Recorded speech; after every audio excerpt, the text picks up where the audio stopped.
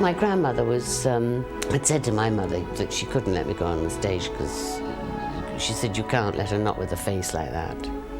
And I think it made me so angry that I decided that I'd have a go. And what a go it's been.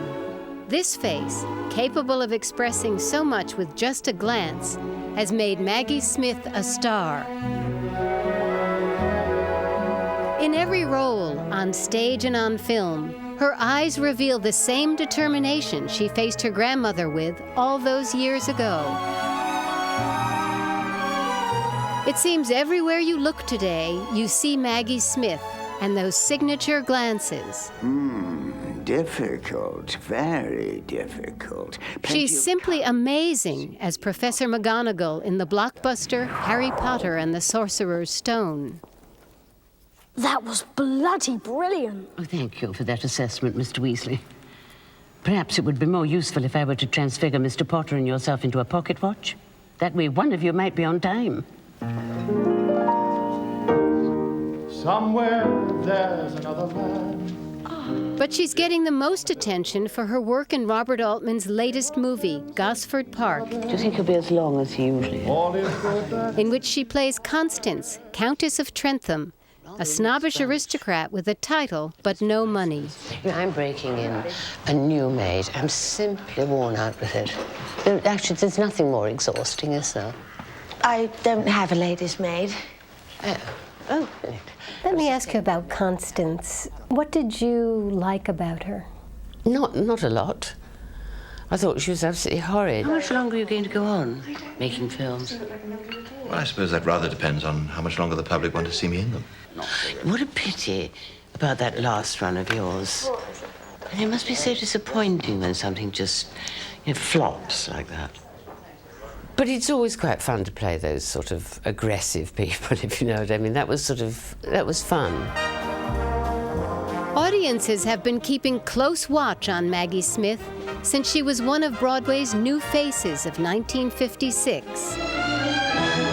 She's worked with many of the greats, including Richard Burton in the 1963 movie The VIPs. But when she acted with him on stage, she saw a lot more than the audience did. What I remember most about that was that he was in this scene drinking scotch. And I was deeply shocked because it was scotch he was drinking. I thought it would be sort of tea with water in it, as they use for props, but not at all. So that was a bit startling. But apart from that, it was lovely. She earned the first of her 5 Oscar nominations when she played Desdemona to Laurence Olivier's Othello.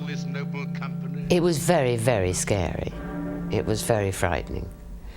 Because not only was it working with him, but it was doing Shakespeare, which I hadn't done. So that was very, very frightening.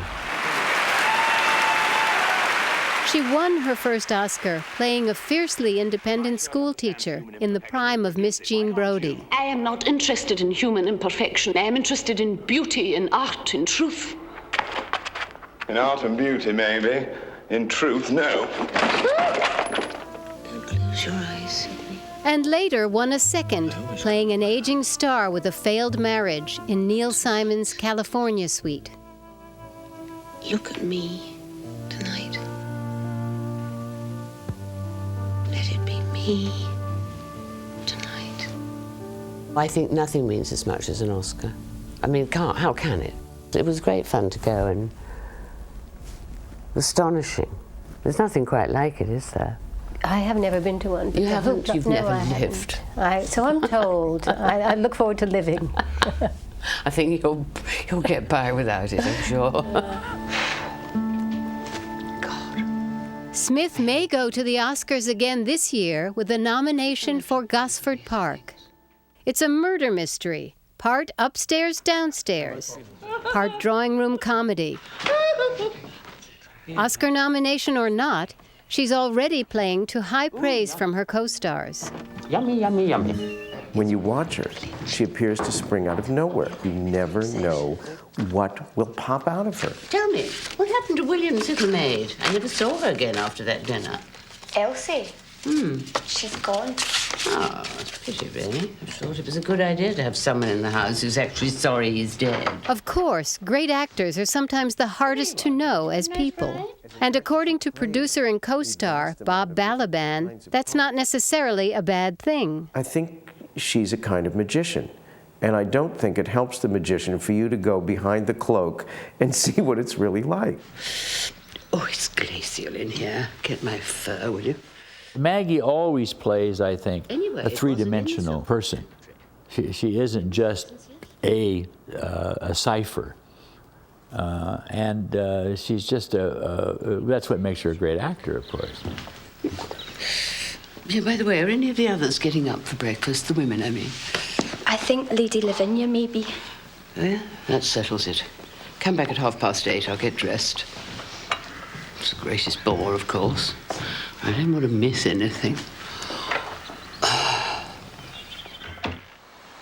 Whatever it is that makes Smith so special was not lost on Gosford Park's director, Robert Altman.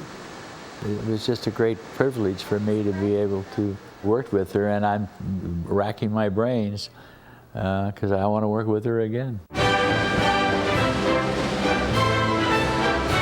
Despite her success on the screen, in true English fashion, Smith has never abandoned the stage. She's a dame of the British Empire, and in 1990, she won a Best Actress Tony Award for Lettuce and Loveage. I'm no longer a new face, that's for sure, but I'm back in the same theatre, and I do thank all of you so much on Broadway. Your warmth and generosity is truly overwhelming. Smith has more than proven that her grandmother was wrong about her face. In fact, what we're seeing today might just be the prime of Miss Maggie Smith.